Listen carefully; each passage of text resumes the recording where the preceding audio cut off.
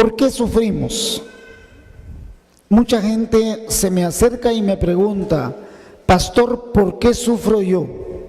¿Por qué sufre mi mamá? ¿Por qué somos probados? ¿Por qué tenemos que pasar por diversas pruebas? Sufrimos porque todos sufrimos de una u otra manera, o pasamos por problemas o situaciones que no tenemos control. Nos preguntamos, ¿por qué yo tengo que pasar por esto? Todos pasamos por un periodo de sufrimiento, sea de niños, adolescentes, jóvenes, adultos, en la vejez. Todo mundo pasa por etapas de dolor, de angustia, de tragedia. Y la mayoría de nosotros, cuando enfrentamos situaciones dolorosas, adversas, inmanejables, irresolubles, en un momento determinado de nuestra vida, nos llevan al borde de la desesperación. Y la pregunta es la misma: ¿por qué yo tengo que sufrir estas cosas? ¿Por qué yo tengo que enfrentar la tragedia? ¿Por qué yo tuve que enfrentar el dolor? ¿Por qué yo he tenido que experimentar la pérdida de un ser querido? ¿Por qué yo tuve que perder mis bienes? ¿Por qué yo no tengo una relación hermosa, bonita con mis hijos, con mi esposo, con mi suegra, con mi mamá? Y lamentablemente los guatemaltecos tendemos a ser muy quejumbrosos, los chapines. Si hay calor, que por qué hay calor. Si hay frío, que por qué hay frío. De todo nos quejamos. No digamos si estamos experimentando momentos terriblemente adversos, pero el sufrimiento, la prueba, el dolor tienen una razón de ser. Y el asunto es que cuando lo vivimos no lo vemos mucha utilidad o razón de ser. Pero la Biblia nos enseña que el sufrimiento tiene una razón de ser. Tiene razones poderosas que nos permiten ser probados en el sufrimiento, en el dolor, en la angustia, en la tragedia. Y hoy vamos a aprender a través de la palabra de Dios por qué somos probados, por qué sufrimos. ¿Cuántos hemos sufrido? Vamos a ver, ¿cuántos hemos sufrido? ¿Cuántos creen que ya nunca más van a volver a sufrir? ¿Cuántos? ¿Cuántos creen que van a volver a sufrir? Todos vamos a sufrir de una u otra manera. Pero hoy vamos a aprender en Primera de Pedro. Abra sus Biblias ahí a Primera de Pedro, capítulo 1. Y vamos a ver los versículos 6, 7, 8 y 9. 6, 7, 8 y 9. Dice la palabra del Señor: en lo cual vosotros os alegráis, aunque ahora por un poco de tiempo, si es necesario que tengáis que ser afligidos en diversas pruebas, para que sometida la prueba de vuestra fe, mucho más preciosa que el oro, el cual aunque perecedero, se prueba con fuego, sea hallada en alabanza y gloria y honra, cuando sea manifestado Jesucristo, a quien amáis sin haberle visto, y en quien creyendo, aunque ahora no lo veáis, os alegráis con gozo inefable y glorioso, obteniendo el fin de vuestra fe, que es la salvación de vuestras almas. La primera cosa que vamos a aprender es el propósito de las pruebas de los que son salvos, no de los que no son salvos. De aquellos que le han entregado su vida a Cristo y tienen a Cristo en su corazón, hay un propósito. La primera cosa que Pedro dice: alegráis con propósito, en lo cual vosotros os alegráis, dice, Nosotros especialmente nos alegramos que cuando somos probados, el poder de Dios está sobre nosotros, la gracia, la misericordia. Nosotros tenemos la esperanza de que Dios nos va a ayudar, que Dios nos va a socorrer. La persona que no tiene a Cristo en su corazón espera un toque de suerte. Ellos dicen, es que he tenido mala suerte. ¿Y cómo decimos los cristianos? Yo espero la bendición de Dios. Ahora bien, Pablo dice, os alegráis. Pero cuando uno analiza, uno no mucho se alegra que tenga pruebas. ¿Y por qué uno no se alegra y Pedro dice que uno se alegra? Porque mientras está la prueba, uno no entiende que está siendo probado. Uno no entiende cuál es el propósito, cuál es la razón del dolor, de la tragedia, de la angustia. El verso 6 continúa diciendo, si es necesario que tengáis que ser afligidos.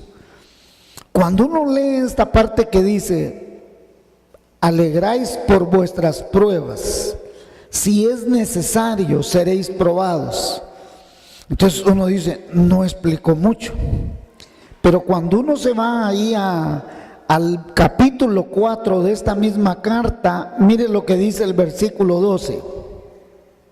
Versículo 12 del capítulo 4 de Primera de Pedro.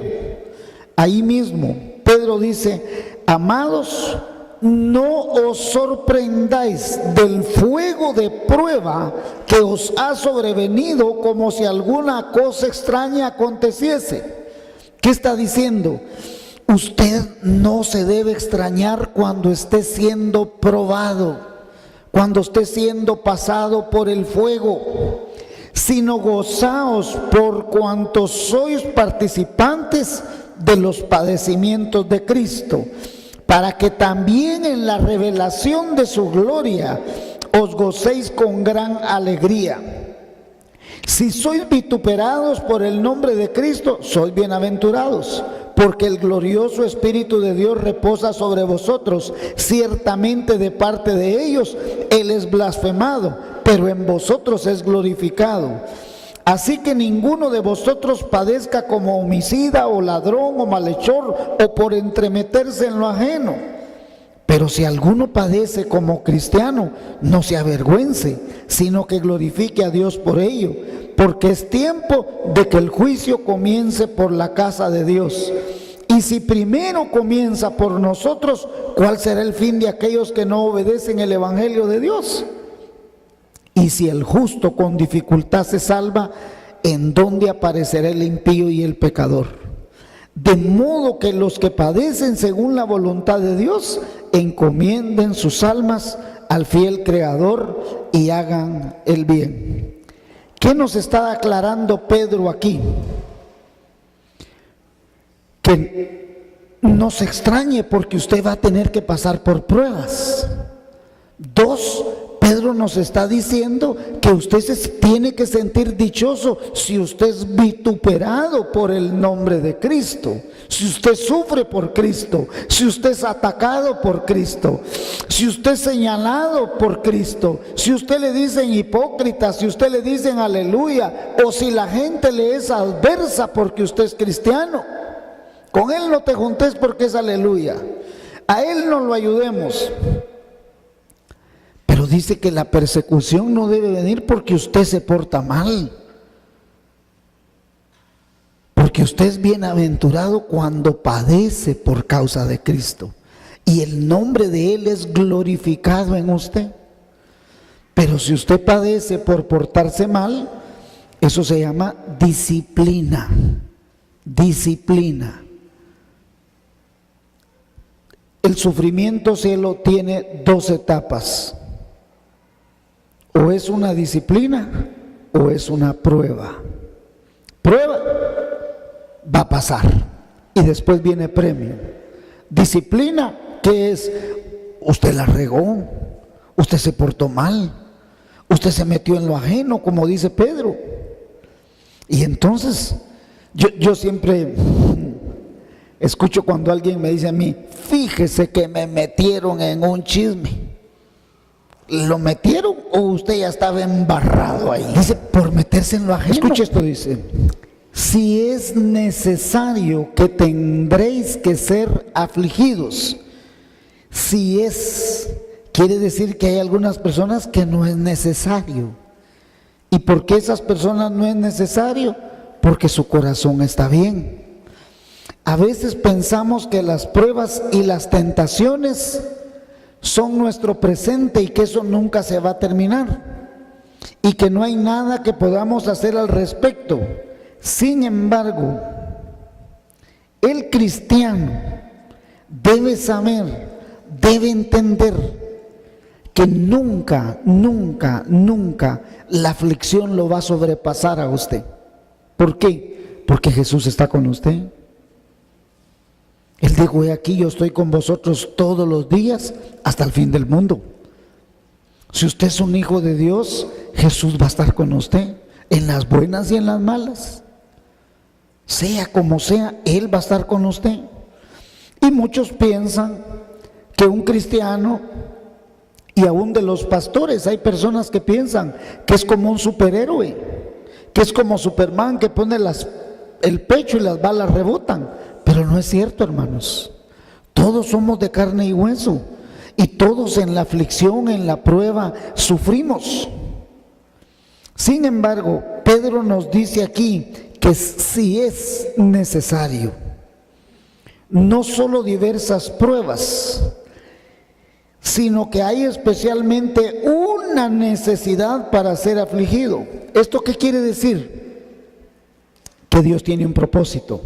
O sea, la aflicción, la prueba, el dolor, la angustia, la tragedia que viene a su vida, no solo prueba en la aflicción, sino que tiene un propósito que aunque usted no lo entiende, Dios lo permite, porque Dios no hace nada que no tenga propósito. Dios es bueno, Dios es bondadoso, Dios es amoroso, Dios es misericordioso y Dios no se goza en la maldad. Su bondad es infinita. Dios no permitiría que usted pasara una prueba que no tuviera propósito. Dios no permitiría que usted llorara y llorara y llorara y llorara solo por puro gusto. Sería mucha maldad. Cuando Él dice, si es necesario, si es necesario.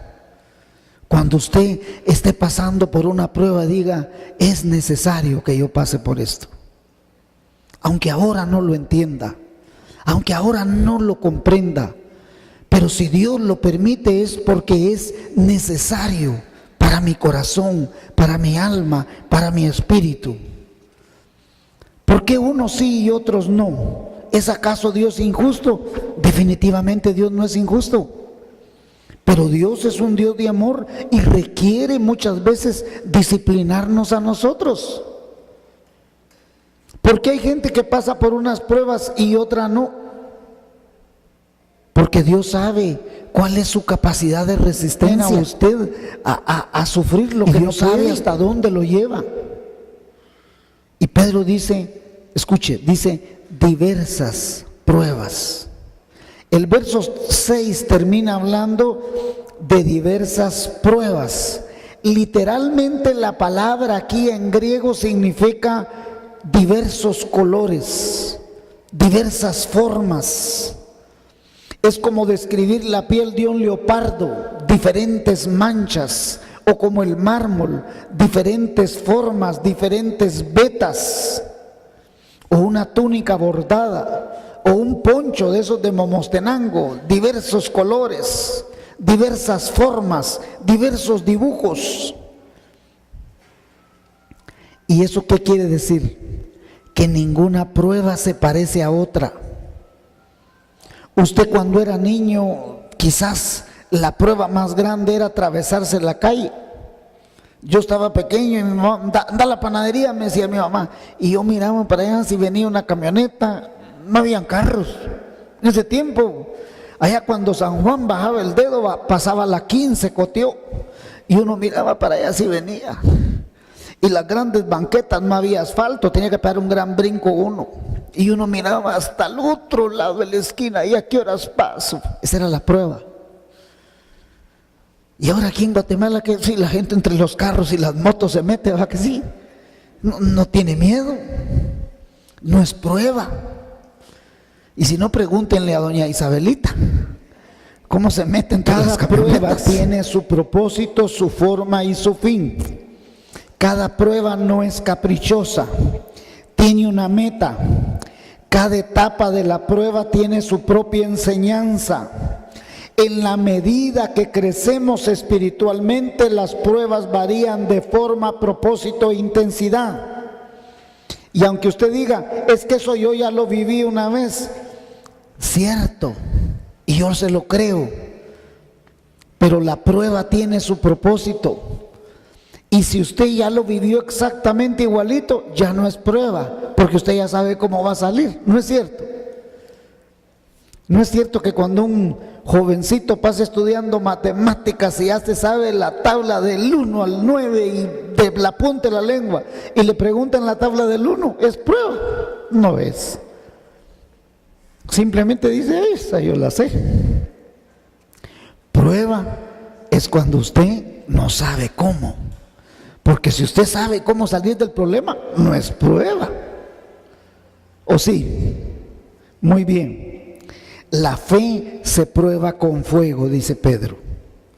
Ahora, nuestra fe no es probada porque Dios no sabe qué tanta o qué tipo de fe tenemos.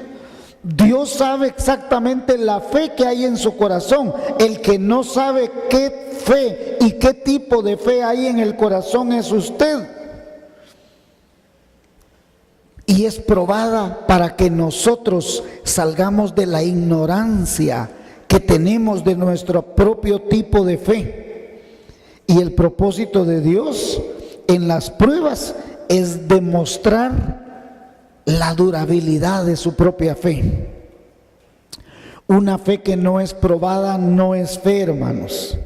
El príncipe de los predicadores, Charles Spurgeon, escribió estas palabras. Él vivía en Londres. Este era un predicador famosísimo. Él predicaba en el tabernáculo de Londres. Tenía hasta 15,000 gentes llegaban a oírlo. No habían micrófonos, no habían bocinas. El hombre predicaba a capela ahí sin micrófono ni nada. 15,000 gentes habían. Y este hombre escribió acerca de la prueba. Ciertamente es el honor de la fe el ser probado. ¿Podría decir un hombre, tengo fe, pero nunca he tenido que creer bajo dificultad? ¿Quién sabe si tienes alguna fe? ¿Podría decir un hombre, tengo gran fe en Dios, pero nunca la he tenido que usar para que en los asuntos ordinarios de la vida, donde lo pude haber hecho de igual manera sin ella? ¿Es esto la honra y la alabanza de tu fe? ¿Crees que una fe como esta podrá tener una gran gloria para Dios o traer a ti alguna gran recompensa? Si es así, estás gravemente errado. La fe es mucho más preciosa que el oro, el cual, aunque perecedero, no durará por toda la eternidad. Si el oro es probado en el fuego, ¿qué tanto más nuestra fe? Ya que es mucho más preciosa que el oro. Dios tiene un gran e importante propósito al probar nuestra fe. Cuando yo era niño, mi abuelo me mandó con unos anillos donde un joyero. El joyero estaba muy cerca del mercado, era amigo de mi abuelito, y me dijo, llévele estos anillos al joyero, porque él va a hacer unos anillos especiales para un familiar que se va a casar, me dijo. Dígale que los haga lo más puro posible y lo más brillante. Como yo no sabía qué significaba, le pregunté al joyero si podía quedarme viendo. El joyero tomó un crisol de barro y en ese crisol de barro puso los anillos que mi abuelito me había dado que yo le entregara a él. Encendió un soplete, lo graduó con el oxígeno y le puso la flama bien azul. Solo en la puntita se miraba amarillo. Y cuando ya preparó el joyero, le empezó a echar el fuego. Y yo estaba viendo ahí. Conforme fui observando, se fue empezando ese anillo tan duro, tan sólido. Se empezó a derretir los anillos. Y se empezó a formar una leche amarilla. Y yo creí que ya había terminado el joyero, pero el joyero siguió poniéndole más fuego y más fuego y más fuego. Y en la medida que le daba más fuego, se puso dorado, pero un dorado brillante como el sol, así, pero bien encendido. Y yo dije, ya terminó, pero él le siguió poniendo fuego y fuego, cuando en eso del centro empezó a salir una mancha negra. Y él más fuego le daba, y esa mancha negra se hacía para la orilla y se pegaba en el borde del crisol de barro. Yo dije, ya terminó. No, le siguió poniendo más fuego y más fuego. Y mientras más fuego le ponía, más manchas salían del centro y se hacían a la orilla. Entonces yo le pregunté, ¿y qué son esas manchas negras? Es la escoria, me dijo. Es la basura que tiene adentro este oro y se está quemando, se vuelve nada. Allí entendí yo por qué el oro tienen que quemarlo. Nosotros de igual manera somos probados en nuestra fe. ¿Por qué? ¿Por qué es probada nuestra fe? Para sacar las impurezas que hay en tu corazón. Solo en el fuego de la prueba va a salir lo negro que hay dentro de su corazón y de mi corazón. La fe sincera. La fe es probada para demostrar si su fe o mi fe es sincera y es verdadera. La fe es probada para demostrar la clase de fuerza que tiene su propia fe. La fe es probada para purificarse, para quemar cualquier basura que tiene el oro de su corazón. Para Dios su corazón es oro puro y Dios quiere purificarlo. Dios tiene que ponerle fuego y fuego y fuego a la prueba para que salga toda la escoria que hay en lo más profundo de mi corazón. El oro es uno de los materiales más duros, más preciosos, de más belleza y con más valor. Y aún así va a perderse en este mundo. Nuestra fe no, nuestra fe va a continuar. Todo se acabará en este mundo. Solo su fe va a prevalecer. Y es triste, pero hay personas que cuando viene la prueba a su fe, se van de la iglesia. Abandonan todo principio por el cual habían vivido. Después de que habían vivido bajo ciertos principios, respetaban esos principios. Una vez fuera de la iglesia, ya no hay ningún respeto hacia esos principios, hacia esos valores. Y la pregunta es, ¿será que eran del reino?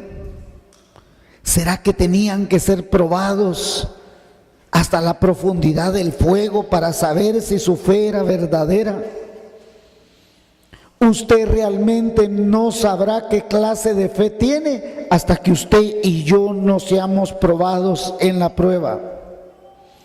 Antes de ser probado, usted no sabrá qué clase de creyente es. Muchos nos vemos maravillados cuando todo anda bien. Pero cuando vienen los problemas, cuando vienen las angustias, cuando vienen las deudas, cuando vienen las enfermedades terribles, cuando vienen las situaciones inmanejables, ahí es donde verdaderamente se ve la fe. Ahí es cuando el verdadero yo surge, cuando aflora el más profundo y verdadero sentimiento del corazón, donde nadie ve, donde nadie conoce. Hay un yo suyo, escúcheme, hay un yo suyo que nadie conoce. Su esposa lo conoce, sus hijos lo conocen. Dice, ay, es que don fulano de tal, no lo conoce, dice. Yo conozco a mi papá, Usted no lo conoce. Y todavía ese yo no sale hasta que hay una terrible prueba. Ahí es donde sale quién es verdaderamente usted. Es en la prueba que sale a luz no los síntomas del problema, sino la verdadera raíz. Y hermanos, ¿por qué sucede esto? Porque Dios desea sacar a luz todas las impurezas de su corazón. Solo en el fuego de la prueba saldrá a luz lo que realmente hay dentro de su corazón. Solo en ese momento usted sabrá realmente de qué es capaz y de qué no es capaz. Solo en ese momento usted sabrá lo que es capaz de soportar y si respetará genuinamente los principios por los cuales usted ha vivido hasta ahora. Solo en ese momento usted sabrá si su fe es realmente sólida o es de cera y se quemará instantáneamente. Es en el momento donde usted y yo debemos clamar por misericordia. Pedro dice eso cuando termina el capítulo 4. Clamemos al Señor, dice. Que los propósitos de Dios sean comprendidos, sean aplicados. Pastor, ¿cómo lo explica en Hebreos a Capaneco? Cuando la nana viene con el cincho y le pega el primero, y el pato, ya entendí, mamá, ya entendí. Usted ya entendió, no lo va a volver a hacer. Y la mamá que dice, ya no, pues, quita el cincho y le soba la nalga. ¿No es cierto? Si se pone, con que me querés probar, Señor, seguime probando. Mal le va a caer. ¿Ha visto usted que hay patojos que cuando le están pegando atracan los dientes? Que me pegue, dice, yo aguanto. La nana le da más y que no le duele, dice, yo voy a tener que comprar un poco más grande. Dice, Señor, ya no lo vuelvo a hacer. Ya entendí que mi corazón es vanidoso. Ya entendí que mi corazón es orgulloso. Ya entendí que mi corazón tiene mucho orgullo. Ya entendí que mi corazón es autosuficiente. Ya entendí que necesito depender más de ti. Ya entendí, Señor, que no necesito confiar en mi familia. Ya entendí que no necesito confiar en hombres, en mujeres. Ya entendí que mi corazón tiene un propósito, hermanos. Es que todos me han abandonado. Amén. Dios quiere que confíe en Él. Es que nadie me quiere. Amén. Dios quiere que usted entienda que el único que lo ama así desinteresadamente es Dios. Solo Dios lo puede amar a usted desinteresadamente. ¿Por qué, pastor? Porque usted es feo y trompudo. Escúcheme, escúcheme por favor, le voy a hablar teología. Nosotros somos hermosos porque Dios nos amó primero. Somos hermosos porque hemos sido amados por Cristo. Pero escuche esto, escuche. Nosotros somos hermosos porque hemos sido amados por Cristo. No somos hermosos para ser amados. Nos volvimos hermosos, éramos pecadores, feos, hediondos, llenos de maldad, pero Dios nos convirtió hermosos por su amor eterno. No somos amados por ser hermosos, ponga atención. No somos amados por ser hermosos, somos hermosos porque Dios nos amó primero. Amén, sí, solo Dios tiene ternura para usted, para mí. Nadie lo va a amar como Dios lo ama. De tal manera amó Dios al mundo que dio a su Hijo unigénito. Ese es amor. Y por eso somos hermosos. No es que somos hermosos y por eso nos aman. No, hermanos, somos feos, pecadores, horribles. Pero somos hermosos porque Él nos amó primero. Escuché por la radio esta semana el testimonio de dos pastores. Tremendo. Los dos pastores habían sido drogadictos, alcohólicos. Los dos destruyeron sus hogares, destruyeron sus hijos. Ambos pastores ahora son pastores, pero antes no lo eran. Y me llamó la atención lo que dijo uno de ellos.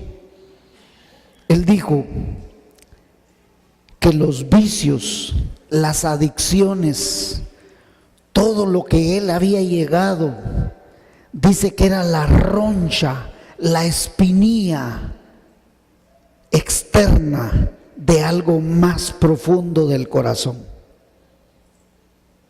Escuche esto, lo que le estoy tratando de decir, hermanos.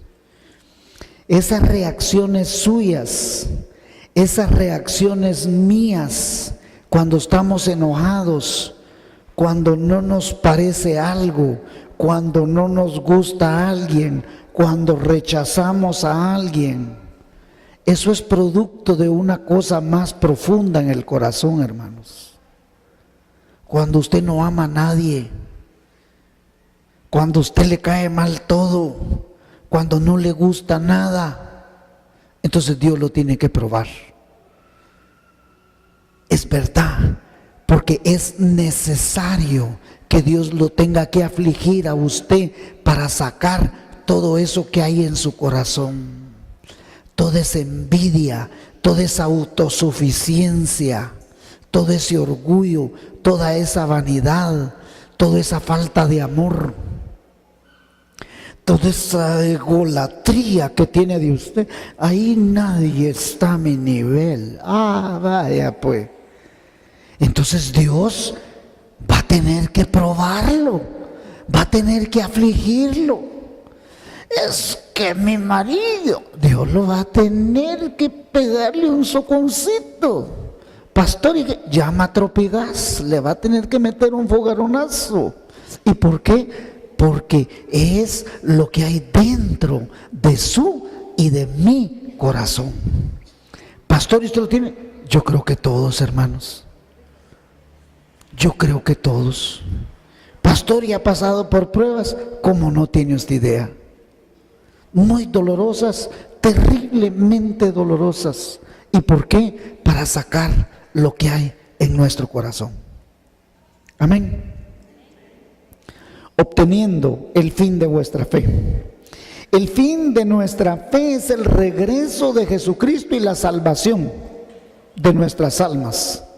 Las pruebas y las aflicciones y toda situación adversa en este mundo serán inevitables. Y mientras estemos en este mundo y vivamos en Jesucristo, nosotros tendremos que ser probados y debemos tener que enfrentarlas con gozo, con alegría, aunque ahora no lo entendemos. Pedro dice esto: a quien amáis sin haber visto. Miren, es interesante que había una generación de Pedro, apóstoles y como 500 que habían andado con Jesús. Pero había habido un montón de gente como usted y como yo, que era otra generación que no había visto a Jesús. Solo oían las cosas que Jesús había hecho. Y ellos amaban profundamente a Jesús. Yo sé que usted no lo ha visto. Y sé que cuando usted está pasando por la prueba más dura, usted cree que Jesús ni está cerca.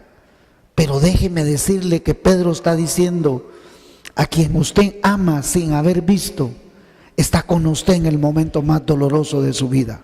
Él no lo va a abandonar, Él no lo va a dejar. Él va a estar ahí para levantarlo, para darle la mano, para animarle. Amén. Existe una igualdad entre aquellos creyentes y nosotros. ¿Por qué? Porque Dios es el mismo de ayer, de hoy y por todos los siglos. Las pruebas que ellos vivieron, usted las tendrá que vivir a su manera, pero las va a vivir.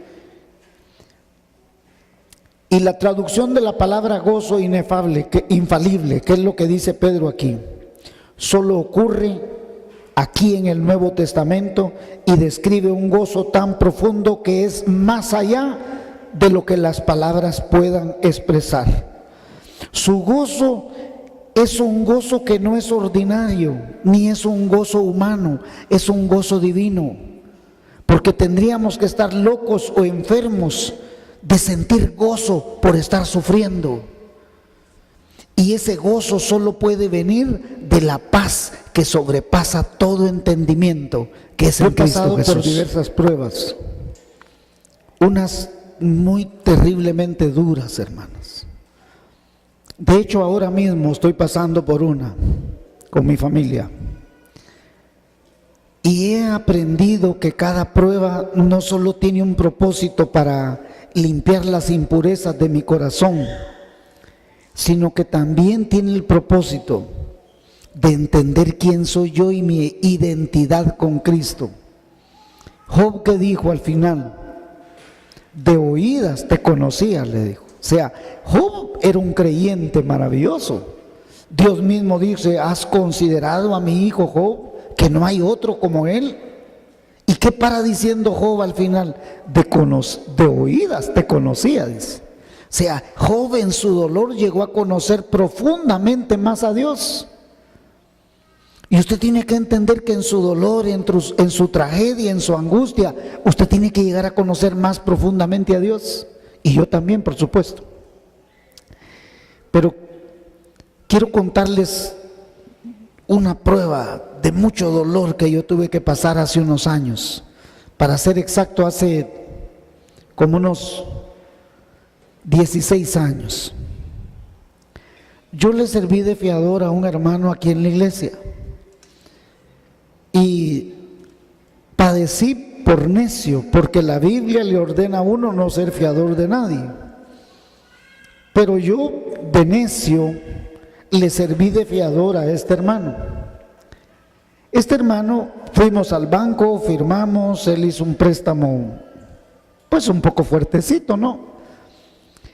Yo siempre que lo miraba le preguntaba que si él había pagado el préstamo o si estaba abonando, y él me decía que sí, que sí, que sí, que sí, que no.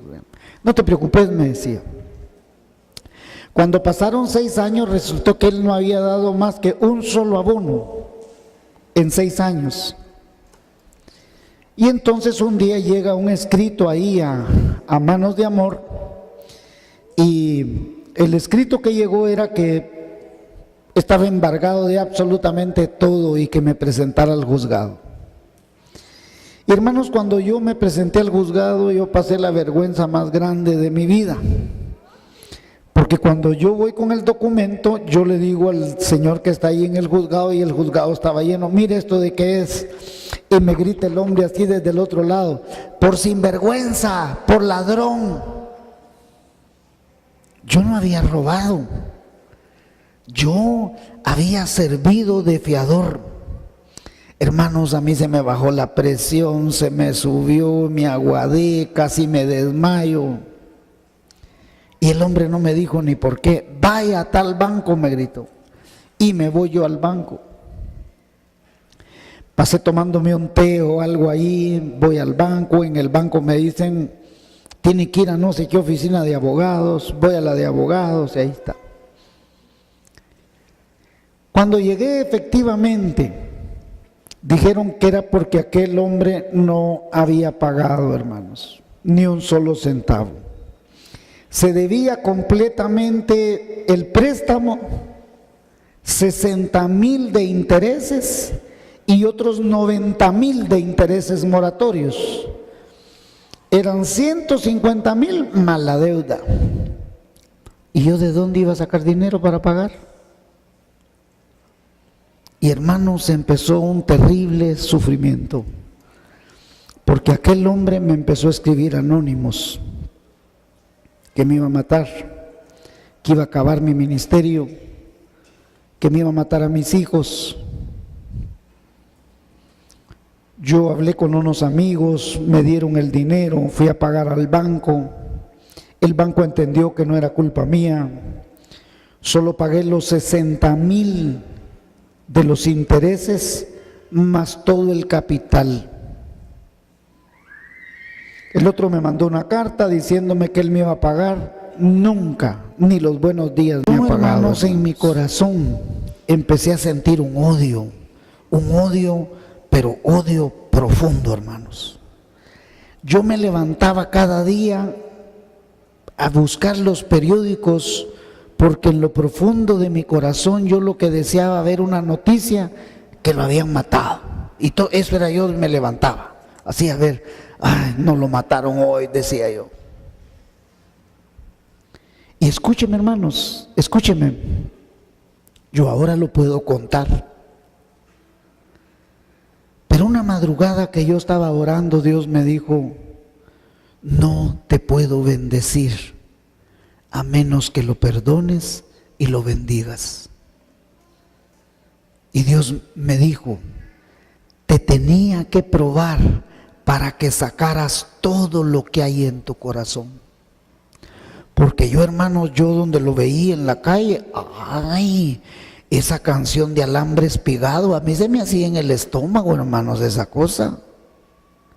Yo no era un vaso de bilis, como 6 de bilis tiraba de una vez, hermano.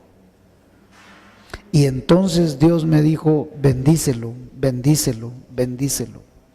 ¿Y cómo le decía, Señor, si es esto, lo otro? Para saber lo que había en tu corazón. Hermano, hermana, yo lo perdoné, yo lo empecé a bendecir. Hermano, ¿y usted siente algo? Nada. Yo lo puedo ver en la calle y como que nada. ¿Y qué hizo Dios? Sanó mi corazón, limpió mi corazón.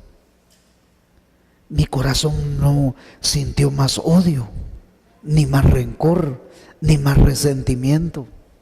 ¿Por qué? Porque tiene que aprender a perdonar uno.